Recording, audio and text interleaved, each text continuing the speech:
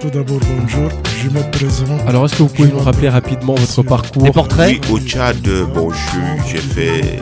Je fais des études pour devenir éducateur sportif, dont j'ai obtenu une bourse par la... Des portraits? Quand on a la chance d'avoir une scolarité... À ce jour, j'ai continué mon travail, j'ai travaillé...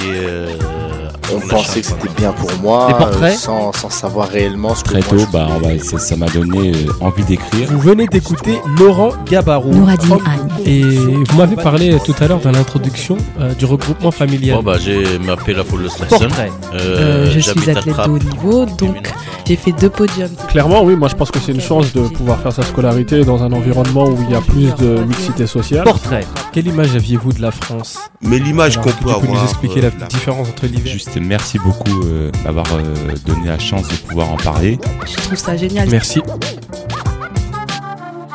Bonjour à toutes et à tous et bienvenue sur les ondes de Marmite FM 88.4 pour votre émission Portrait. Aujourd'hui, je reçois Xavier Seigneau qui est écrivain, photographe, qui dispense également des cours d'écriture et j'en passe. Bonjour. Bonjour. Merci d'avoir accepté notre invitation à venir au Merci à studio vous. de la Marmite. Alors, je vous avais reçu il y a 4 ans à l'occasion de la sortie de votre premier roman Au jour le jour, paru en 2008 aux éditions Tot. Et lors de l'interview que vous m'aviez accordée alors, vous m'aviez parlé de vos projets et notamment de l'écriture d'une trilogie sur les thèmes de l'existence de Dieu. C'est comme ça que vous l'aviez présenté à l'époque. En 2 mots, effectivement. Et 4 ans plus tard, vous revenez dans les studios de la Marmite avec Créatio, la première partie de cette fameuse trilogie. Alors j'ai appris, on a discuté juste avant de commencer cette émission, qu'en fait, quand vous êtes venu la dernière fois au studio, le bouquin Créatio était déjà écrit. Et voilà, il était déjà écrit. J'ai quand même apporté quelques corrections depuis, j'ai ajouté une petite trame scénaristique, mais 95% était terminé du roman. Je l'ai repris là il y a 2 ans, histoire de peaufiner le tout, mais effectivement il était déjà terminé, quoi. J'étais déjà sur la suite, quoi. Alors, avant de parler de Créatio et de revenir sur votre bouquin, il a dû se passer beaucoup de choses depuis la dernière fois qu'on s'est vu. Alors, est-ce que vous pouvez nous raconter un petit peu On va y passer 2 heures plus tard. Alors, c'est vrai que j'écrivais beaucoup à l'époque, donc la trilogie Créatio. Après, j'ai dû mettre mes projets d'écriture un peu de côté parce que j'ai commencé à faire beaucoup de photos, photos en semi-professionnel pour compléter ce que je faisais à côté. J'ai donné des cours de photos aussi à la fac de Saint-Quentin. J'ai animé un atelier d'écriture à la bibliothèque de Fontenay aussi il y a quelques années. Ouais, c'est ça. Et après, je me suis aussi mis à la vidéo. J'ai fait une petite web série sur Internet qui était pour déconner entre potes. Et là, il y a pas longtemps, j'ai fait un long métrage avec des élèves du lycée de Villepreux qui sera diffusé bientôt au cinéma. Et donc, du coup, avec tous ces projets, j'ai dû mettre un peu l'écriture de côté. Ça a pris un peu de temps pour sortir le 2e roman, 4 ans. Mais j'y suis arrivé. Voilà. Vous êtes arrivé et vous revenez justement pour nous parler de cet ouvrage Créatio.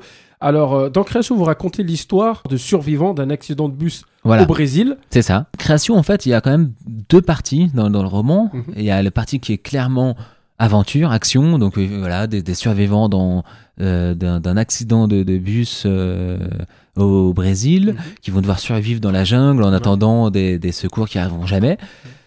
Donc ça, c'est clairement le côté aventure, ce qui va se passer entre eux, les relations, les clans, comment ils vont survivre, etc. Mais j'aime bien, moi, quand je crée une histoire, j'aime bien avoir quand même un côté réflexion. Et du coup, quand j'ai conçu Créatio, j'ai mélangé 2 histoires que j'avais en tête, et la 2e partie de Créatio est beaucoup plus portée sur, en gros, si Dieu existe... qu'est-ce que c'est, quoi? Qui est-il, quoi? Que fait-il? Et c'est une vision qui est quand même très séparée de la religion. Par contre, je parle pas du tout de religion, il n'y a pas de conflit, religion, etc. Et je n'attaque pas non plus la religion. C'est vraiment une vision plus scientifique, on va dire. C'est-à-dire que à l'état actuel de connaissances scientifiques, comment Dieu pourrait exister? Voilà. Si les scientifiques répondent à comment marche le monde, les philosophes répondent plutôt... Je pense que les philosophes répondraient à pourquoi le monde marche comme ça, en fait. Et du coup, c'est ce pourquoi, en fait, ça serait Dieu pour moi, en fait. Et pourquoi il fait ça, en fait. Enfin, en gros, c'est un peu dur. Faut le dire pour comprendre, mais justement, voilà. Ça donnera envie aux gens comme ça voilà, de suspense. Alors, justement, on en avait parlé juste un petit peu à l'occasion de la dernière interview qu'on a faite. Pourquoi vous avez envie de faire une trilogie sur Dieu, sur l'existence de Dieu? Est-ce que c'est quelque chose de personnel? Est-ce que c'est par rapport à à votre rapport avec Dieu ou avec la Alors, religion? non, pas du tout en fait. C'est vrai que moi, j'ai pas grandi dans la religion. Du coup, Dieu, j'ai remarqué que Dieu c'était un sujet. Soit les religieux ils sont à fond dedans, forcément. Soit les non-religieux vont rejeter totalement Dieu. Mhm. Il y a un système de rejet. Et moi, je me suis dit, c'est dommage en fait de rejeter totalement Dieu ou d'accepter totalement une vision de Dieu sans réfléchir. Je me suis dit, ça peut être sympa de l'aborder de manière, on va dire, scientifique, c'est-à-dire hypothèse, essayer de mettre, de traiter l'hypothèse et essayer d'avancer. Et du coup, c'est comme ça, c'est sur cette réflexion que j'ai commencé à vouloir écrire quelque chose sur un Dieu, on va dire. Et en fait, j'appelle Dieu ce qui est à la base de la création, quoi. Mais et dans le roman, c'est très très romancé. Faut pas croire que ce qui est écrit dans le roman, je crois que c'est comme ça, parce que il y a Dieu, mais il y a aussi, on verrait, il y a ce qu'on appelle des démons, on va dire. Mais et ça, c'est romancé, c'est symbolique en fait. Voilà, c'est plus, faut aborder plus le thème de manière symbolique dans Créatio. Et en écrivant Créatio, finalement, je me suis rendu compte que, du coup, je pensais à la question aussi de l'origine de l'homme, l'origine de la vie, de l'origine de l'univers, etc. Et que du coup, les questions étaient tellement énormes et j'avais tellement d'idées d'action, d'idées d'aventure, d'idées de réflexion qu'au final, une suite s'est imposée d'elle-même. J'étais en train d'écrire Créatio que finalement, je pensais déjà à la suite. Et à la base, c'était 2 tomes. Et puis finalement, j'avais encore tellement d'idées que là, le troisième, qui conclut le tout, était inévitable. Alors, est-ce que du coup, vous êtes arrivé à une réponse, vous, un petit peu sur ce questionnement que vous avez? Alors, ou est-ce qu'il faut lire les 3 pour avoir un petit peu... Dans Créatio, j'apporte plus de... Je pense que j'apporte plus de questions que de réponses. C'est fait exprès pour mettre le suspense pour les 2 autres. Pour la suite. Dans la suite qui s'appelle Pandore, là, j'aborde une question sur l'origine de l'homme qui est traitée de manière concrète dans le roman, mais qu'il faut prendre pareil de manière symbolique. Et je pense que la symbolique n'est peut-être pas si loin de la réalité, en fait. De comment on est passé on va dire, d'un animal plutôt instinctif. Ce que j'aime bien dans mon instinct, c'est que ça veut tout dire et rien dire à la fois. Voilà. Mais un animal qui va être plus conscient des choses, conscient de lui, du monde, et réfléchir sur le monde, en fait. Et c'est cette transition, j'ai essayé de la traiter. Comment cette transition a été possible, j'ai essayé de la traiter de manière symbolique un peu. Donc voilà. Ça, faudra attendre. Voilà. Mais il arrivera bientôt. Très arrive bientôt. Il arrive bientôt. Est-ce qu'il est déjà écrit? Il est terminé, il est bouclé, pareil. Donc il me reste juste, je pense que je vais quand même le relire une dernière fois, histoire d'être sûr. Voilà. Mais il arrivera bientôt. Alors justement, pour revenir sur la différence peut-être entre le premier roman que vous avez fait, qui est un roman clairement pour la jeunesse, ouais, c'est ça, roman jeunesse, et alors ce style-là pour Créatio, est-ce que c'est toujours... Bon, moi je connais la réponse parce que j'ai lu un petit peu l'ouvrage. Alors quel est le style de cet ouvrage? Alors le style, non, il est beaucoup plus adulte que le premier. Le premier, je l'avais écrit dans le but d'accrocher les jeunes à la lecture. Moi qui lisais pas étant jeune, justement, je me suis dit tiens, ça peut être sympa d'écrire quelque chose pour eux. Ça, c'était au jour le jour. Maintenant, dans Créatio, dans le style quand même... bien sûr que les adolescents peuvent le lire, mais je pense qu'ils verront beaucoup plus le côté aventure, action, etc. Et après, c'est quand même un roman un peu plus adulte. Le style d'écriture, déjà, au jour le jour, j'avais volontairement utilisé un style très simple, très naïf. Là, dans Créatio, j'ai un style quand même plus travaillé, parfois même un petit peu personnel. J'aime bien le style personnel oral, en fait. Des fois, j'aime bien ce petit style oral. Et voilà, c'est un roman quand même beaucoup qui a gagné en maturité, je dirais. Qui a gagné en maturité, et du coup on sort clairement du roman jeunesse, voilà. En tout cas pour Créatio. Exactement. Alors vous parliez de symbolique, vous parliez de Dieu. Est-ce que du coup vous êtes nourri d'ouvrages? Est-ce que vous avez passé des heures en médiathèque, en bibliothèque, pour avoir une vraie connaissance par exemple de la religion? Ou est-ce que non, parce que justement la religion, comme je dis, j'aborde pas trop la question de la religion dedans, même quasiment pas. J'en parle un moment vite fait. Il y a un personnage à un moment qui est musulman, il parle de sa religion, et d'ailleurs quand il en parle, c'est totalement détaché de quand le sujet principal va commencer de Dieu. J'en parle, mais j'ai fait exprès de pas parler de religion, parce que je préférais ne pas en parler plutôt que mal en parler. Voilà, donc c'est pour ça que j'en ai pas parlé exprès. Et Dieu, comme je vous dis, j'essaie de l'aborder de manière plus scientifique. Donc du coup, je me suis dit, on connaît ça, on connaît la théorie de l'évolution, par exemple, des espèces. Comment rendre un Dieu compatible avec cette théorie, par exemple? Voilà, c'est plus dans cette logique que j'étais quand... Et du coup, je me suis renseigné, mais je me suis renseigné plus de manière scientifique. Et j'ai lu un livre qui s'appelle Quand les philosophes disent Dieu existe. Voilà, donc ils apportent pas mal de sujets, ils abordent pas mal de sujets un petit peu qui concernent Dieu. Mais je sais pas si ça m'a servi. Des fois, on lit, puis c'est après, en fait, que ça va travailler un petit peu tout seul, quoi, dans notre tête. Je sais pas, je me rends pas compte avec le recul. Créatio, je l'ai écrit comme je vous disais tout à l'heure. J'ai écrit ça entre 2000 j'ai jamais les dates moi, 2005 et 2007. Ouais. Donc maintenant ça date quand même, et du coup c'est vrai que je me souviens plus trop exactement des références que j'ai pu avoir. Mais en tout cas, il y a eu beaucoup. Oui, il y en a eu, bien sûr. De il y a toute façon, du forcément, travail, on a beaucoup toujours de recherches et tout. on a toujours des références, quoi. Ça, c'est certain. Et ce titre Créatio, alors parce qu'on- Latin, qui veut dire création. Voilà, donc c'est très simple. Voilà. Création. On commence par la création. Le deuxième opus qui arrive sera Pandore, et le Qui troisième. sera donc le déversement du mal sur la Terre. Mhm. Et le troisième, il s'appelle Entropia. Mhm. Alors lui, c'est un mot entre entropie Mhm. et Gaïa. Mais ça, je préfère pas en dire tout de suite. D'accord, donc ça, on garde le suspense Voilà. pour Parce que en fait, je vous avoue que Entropia, il est tellement vaste, comme l'histoire est tellement vaste que je l'ai pas fini. Mhm. J'ai mis de côté Entropia pour attaquer mon 6e roman qui a rien à voir à la trilogie. En ce moment, j'ai quelque chose qui a absolument rien à voir. Et j'ai mis de côté Entropia parce qu'en fait, c'est tellement vaste que j'ai peur de gâcher la fin de cette trilogie. J'en suis à la page 200 et c'est encore la situation initiale pour vous dire. Donc c'est pour ça que c'est trop encore brouillon dans ma tête. J'ai eu tellement d'idées entre les 2 premiers tomes qu'il faut apporter de nouvelles idées, une nouvelle intrigue, et en même temps conclure Entropia, mais aussi conclure en fait la trilogie, quoi, vu que c'est le dernier. Comme je préfère pas mal le faire, pour l'instant je le mets de côté, et quand je Ou me en faire un sentirai chaud... 4e sinon. non, franchement j'en ai un peu marre de la trilogie. J'avoue, du coup depuis 2004 je travaille sur cette trilogie.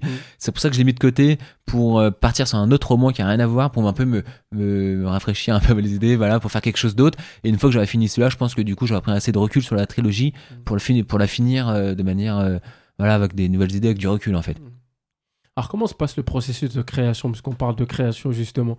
D'un roman Ouais, d'un roman. Est-ce que c'est une idée qui va vous venir comme ça Voilà, vous en avez fait, c'est vrai que thématique, et après comment vous vous mettez les idées l'écriture. viennent toujours à moi. D'un coup, j'ai une idée qui me vient comme ça, je sais pas pourquoi.